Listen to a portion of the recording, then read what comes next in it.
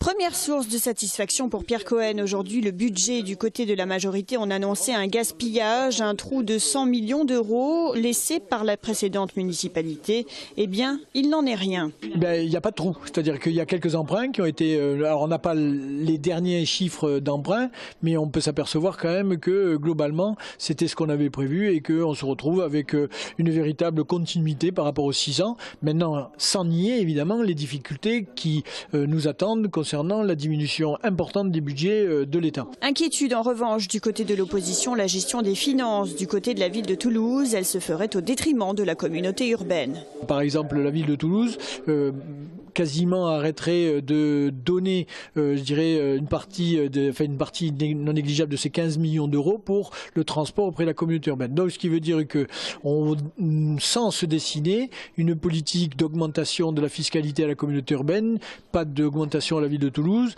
de l'investissement à la communauté urbaine, mais je dirais une sorte de ronron à la ville de Toulouse qui correspond bien à ce qu'on voit depuis 6 mois, c'est-à-dire abandon de projet et pas d'ambition.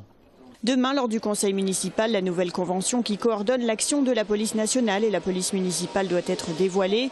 Elle soulève quelques inquiétudes chez Pierre Cohen. On arme les policiers, on est en train de casser l'office de la tranquillité avec un contenu qui est simple maintenant, c'est-à-dire que où on répond sur les encombrants, ou alors on répond par la police et on n'a plus cette notion de médiation qui permettait pour un grand nombre de nuisances qui ne sont pas, je dirais, de la véritable insécurité, mais qui agacent, qui perturbent les habitants et qui nécessitent de la confrontation, de la discussion, voire même de la sanction, peut-être si c'est nécessaire.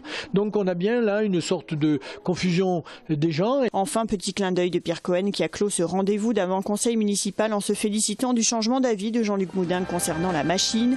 Elle s'installera bien à Montaudran.